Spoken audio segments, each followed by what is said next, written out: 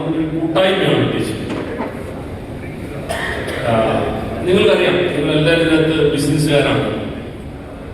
പണ്ട് നടന്നൊരു സംഭവം പറയാം, അത് കുറച്ചുകൂടി ലളിതമായി മനസ്സിലാവും. ഒരു കടയിൽ, മുന്തിരി വിൽക്കുന്ന ഒരു കടയിൽ ഒരാൾ ചെന്നു.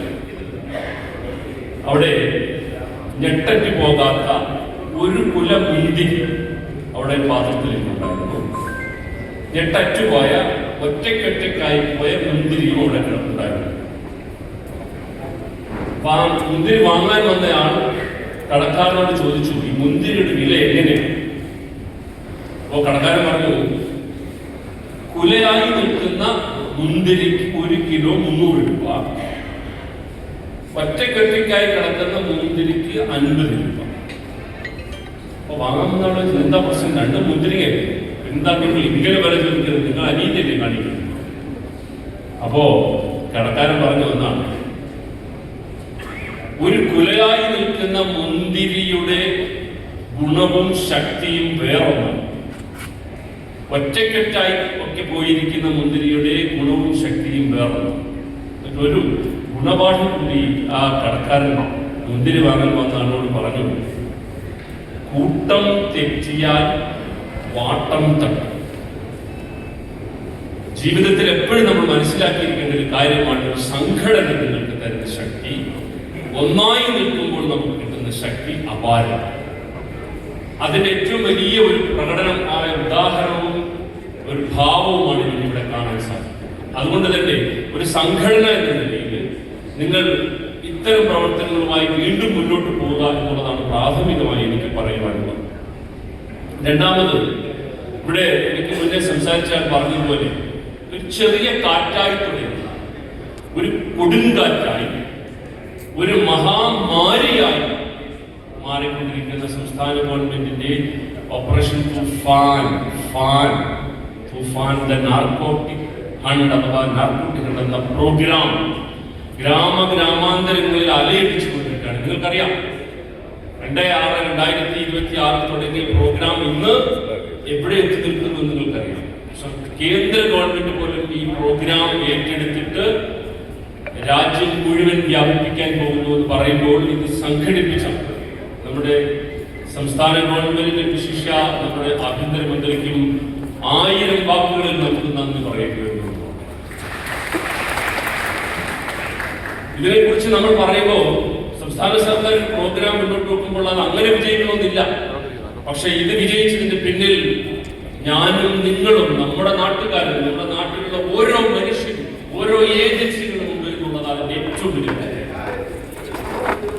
ഞാൻ പൊതുവെ ഈ ലഹരി വിരുദ്ധ ക്ലാസ്സുകൾ എടുക്കാൻ പോകാറില്ല.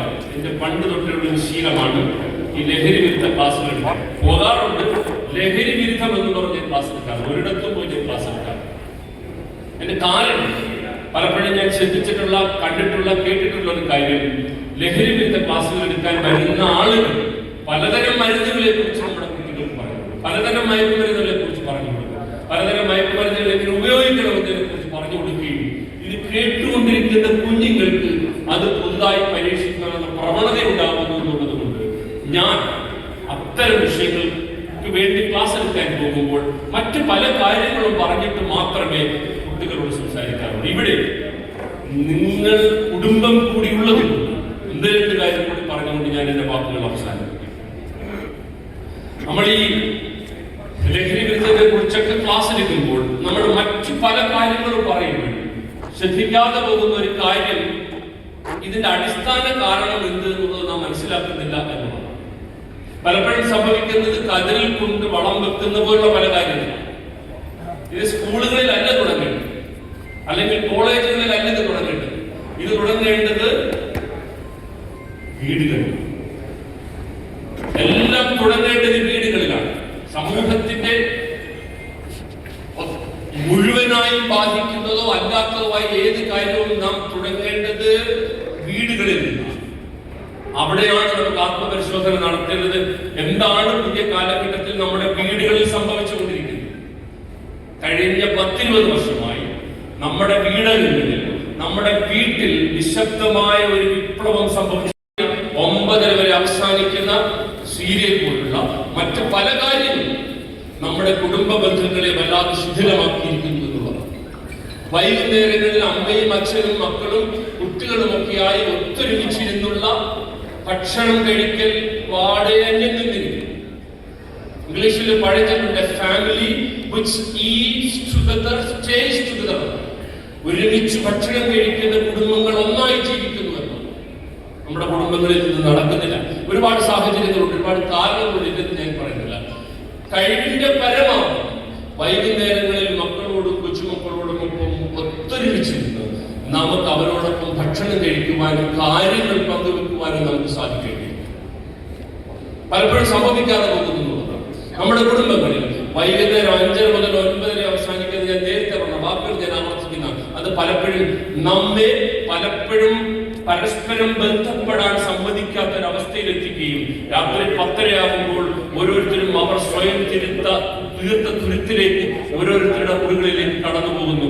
ആരും ആരോടും ഒന്നും പങ്കുവെക്കുന്നില്ല, ആരും ആരോടും ഒന്നും ഷെയർ ചെയ്യുന്നില്ല, ആരും ആരുടെ ദുഃഖങ്ങൾ പങ്കുവെക്കുന്നില്ല, ആരും ആരുടെ പ്രശ്നങ്ങൾ പങ്കുവെക്കുന്നില്ല എന്നുള്ളതാണ്.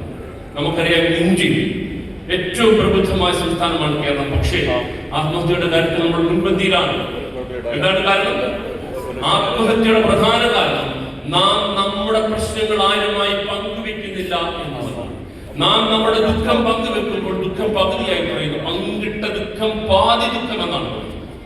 നാം നമ്മുടെ കുട്ടികളോട് പറയുവാൻ സാധിക്കണം, നിനക്കൊരു പ്രശ്നമുണ്ടെങ്കിൽ നീ ഓടി വന്ന് ആദ്യം അമ്മയോടോ അച്ഛനോടോ പറയണം. നിങ്ങൾ ആരുടെയെങ്കിലും മക്കളോടോ കൊച്ചുമക്കളോടോ നിങ്ങൾ ചോദിക്കൂ, who is your best friend? നിന്റെ ഏറ്റവും നല്ല സുഹൃത്താരാണെന്ന് ചോദിച്ചാൽ അവൻ നിങ്ങളുടെ ആരുടെയും പേര് പറയില്ല. അവൻ പറയുന്നത് അവന്റെ മറ്റു പല ആളുടെയും പേരായിരിക്കും. നമുക്ക് അങ്ങനെ ആ ഒരു അവസ്ഥ മാറ്റേണ്ടിയിരിക്കും. നമ്മുടെ കുട്ടികൾക്ക് പറയാൻ സാധിക്കണം, എന്റെ ഏറ്റവും നല്ല സുഹൃത്ത് എന്റെ അമ്മയാണ്, എന്റെ ഏറ്റവും നല്ല സുഹൃത്ത് എന്റെ അച്ഛനാണ്. കുട്ടികളുമായി നമുക്ക് ആത്മബന്ധം സ്ഥാപിക്കേണ്ടത് 16, 17, 18 വയസ്സിലല്ല.